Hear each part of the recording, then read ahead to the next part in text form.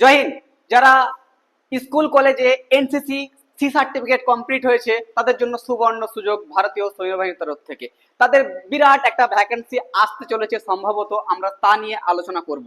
তার আগে আমরা বলছি আমাদের নলহাটি ফাস্ট্যাগ ডিফেন্স একাডেমি, যারা মনে করছো আবাসিক কোচিং সেন্টার খোঁজ করছি, ছেলে এবং মেয়ে উভয় আমরা একই স্থানে 3 বেলা খাওয়া দাওয়া করে প্রিপারেশন করব সেনাবাহিনী, স্টেট গভর্নমেন্ট, সেন্ট্রাল গভর্নমেন্টে, তারা কিন্তু যোগাযোগ করতে পারো। আমাদের 3খানা নাম্বার দেওয়া আছে। চলে আসছি আমাদের টপিকে, হচ্ছে এনসিসি। তো আমরা জানি এনসিসি যাকে হচ্ছে, তার ফুল ফর্ম হচ্ছে ন্যাশনাল ক্রেডিট কর্প, হচ্ছে স্পেশাল এন্ট্রি স্কিম। আমরা জানি যারা এনসিসি যারা করে স্পেশাল ভাবে তাদের কিন্তু এন্ট্রি নেওয়া হয়। প্রায় 125তম কোর্স, মানে 125তম কিন্তু এটা কিন্তু ভর্তি হতে চলেছে।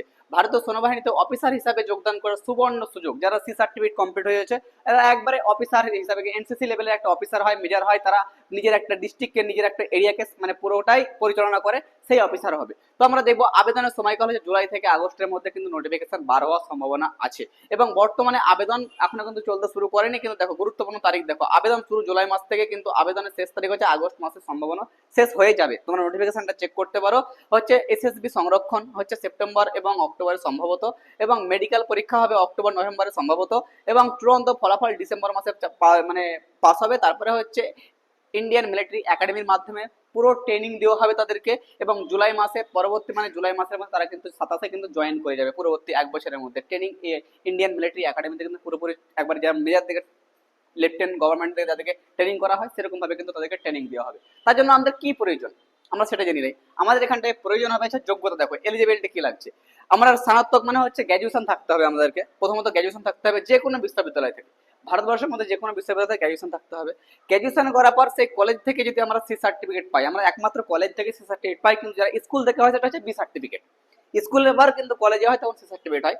শারীরিক এবং মানসিকভাবে ফিট থাকতে হবে, তারাই কিন্তু এই পরীক্ষায় কিন্তু এলিজিবল হবে। প্রথমত লিখিত পরীক্ষা হবে, তারপরে এসএসবির মাধ্যমে ইন্টারভিউ হবে, সংরক্ষণ হবে, তারপরে মেডিকেলের চূড়ান্ত ফল ঘোষণা হবে, তারপরে মেধার ভিত্তিতে তালিকা প্রকাশ হবে। প্রায় মোট আসন হচ্ছে 76খানা। 76খানা ডাইরেক্ট মেজর মানে অফিসার পদে পাবে কিন্তু এনসিসি সার্টিফিকেট থাকলে। আর অবশ্যই কিন্তু যারা মনে করছো আমরা দিতে যাবো, তারা কিন্তু ইংলিশটা ভালো জানে, ইন্টারভিউটা কিন্তু ইংলিশে হওয়ার সম্ভাবনা আছে। তো আমরা দেখলাম এখানটা। এবার দেখি হচ্ছে কমিশন, এবং হচ্ছে এটি হচ্ছে নির্বাচিত প্রার্থীর এবং ভারতীয় কমিশন সেনা এখানে হচ্ছে পার্মানেন্ট অফিসার হিসাবে নিয়োগ হবে। প্রশিক্ষণ হচ্ছে ইন্ডিয়ান মিলিটারি একাডেমিতে হবে।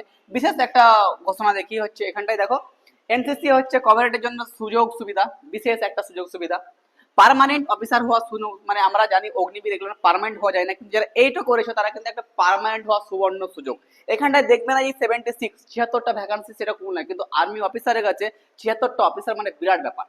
তারপরে হচ্ছে সম্মান, দায়িত্ব এবং দেশের সেবার গৌরব, তোমরা একটা সুযোগ পাচ্ছ।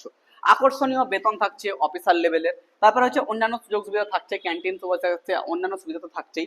দেশের জন্য, জাতির জন্য গর্বের জন্য যারা মনে করছো আমরা ফর্ম ফিল আপ করতে চাই, তারা কিন্তু এই অফিসিয়াল ওয়েবসাইট কিন্তু তোমরা চেক করতে পারো, তথ্যটা তোমরা পেয়ে যাবে। আর মনে করছো যারা অফিসিয়াল ভাবে আমরা এই সেন্ট্রাল গভর্নমেন্ট বা স্টেট গভর্নমেন্টের আমরা চাকরির জন্য প্রস্তুতি করতে পাই, তো আমাদের 3খানা নাম্বার দেওয়া আছে, তোমরা যোগাযোগ করতে পারো যেরকম করে ইচ্ছা। জয় হিন্দ।